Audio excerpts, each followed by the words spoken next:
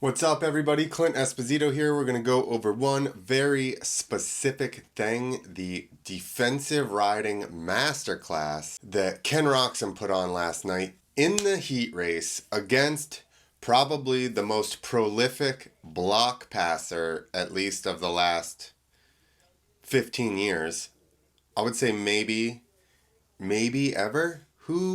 Who has put on more passes like that? Like even back in the day, Bradshaw and Chicken, they used to hack each other off, but it was just one another. They didn't just take anybody and everybody out. So I would say there's somebody, who's that guy Clinton on the TV thing, the stat guy. He needs to let us know how many takeouts Justin Barcia has done over the last 15 years of his pro career. It's got to be close to 100. Anyway, so what we're going to do is we're going to look at Ken Roczen's lines early in the main against Chase Sexton versus the heat race. Now, he against Justin Barcia. In the main event, he did ride the defensive lines a little bit, but it wasn't quite as long. Like, Justin never got close enough to him to make Kenny change his lines. That's essentially what happens. When he has a big enough gap, he rides the fast lines. As soon as somebody gets close enough where they could jump inside of him, he tightens his lines up and makes it so that you just can't get inside of him. All right, this is the step on, step off with Chase Sexton behind him. Now, if you look at how he comes in, I probably should have pulled it back a little more. He goes in a little bit, and now the exit more so, he goes way outside. Here, he's still basically the same inside rut, but the exit, he's tightened himself way up.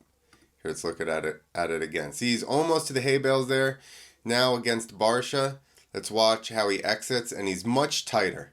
Which, again, this is going to be a little bit slower. Like, if you're just trying to go for a good lap time, the lines he's taking now against Barcia are not that good. But at this point, you're just trying to stop the next guy from, Justin from getting inside of you. Which we know if you give him a peek, you're in trouble. Okay, so look at how far out Kenny enters this corner right here.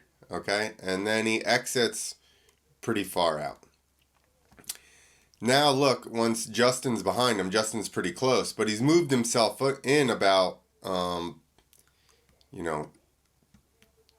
couple of feet, 2-3 feet. It's just enough to take that line away so Justin can't get under him. I guess he also knew, this section coming out, you want to jump that, so you don't want to go too tight.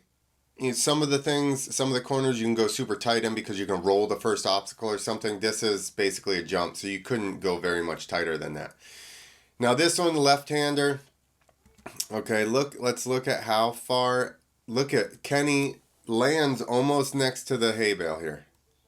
He's basically, there's no hay bale on the landing, but he's all the way to the outside basically.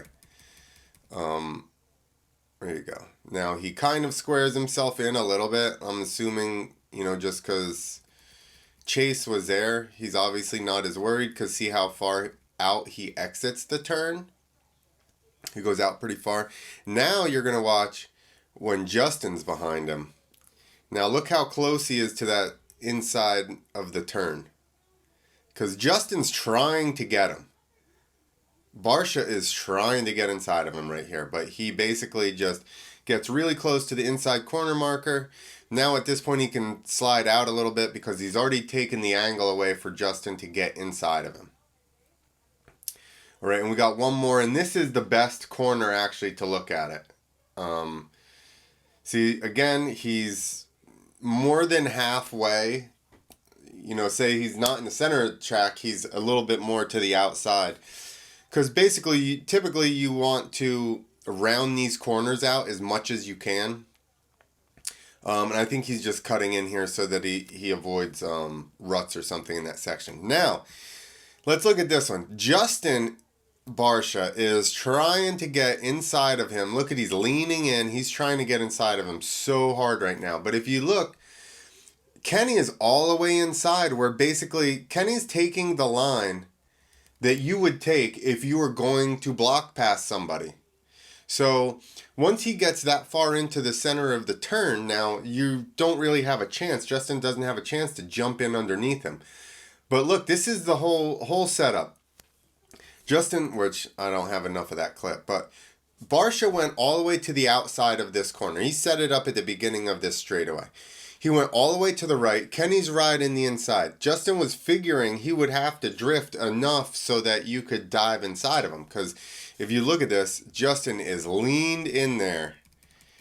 Now watch, he's trying to get in, trying to get in. Now as soon as he lands, he just goes, ah, shit, and just goes straight. Because he knows there was no getting inside of Kenny. So he basically just hogged the line. And at this point, you know, there's no advantage for Barsha. So, you know, that's sometimes I'll watch stuff and somebody will get behind him. And the guy will take a similar line, like basically try to round the corner out.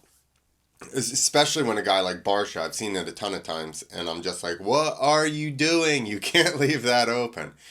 So we're going to watch this one in reverse now, just backing it up. But this, I think, is the best illustrator of it because Barsha, you can see him lean in. He is 150% trying to jump in there and skim it and like take his line. But Kenny, like I said, lands and turns himself. See how he lands? He's kind of a little bit straighter right here. He lands and boom, turns in real hard to make sure that Justin does not have that room to get inside of him.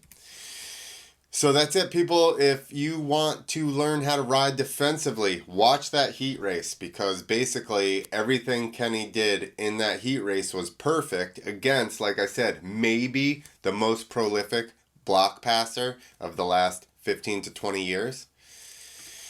All right, leave your comments and that's it. Let me know what you think. I'm pumped.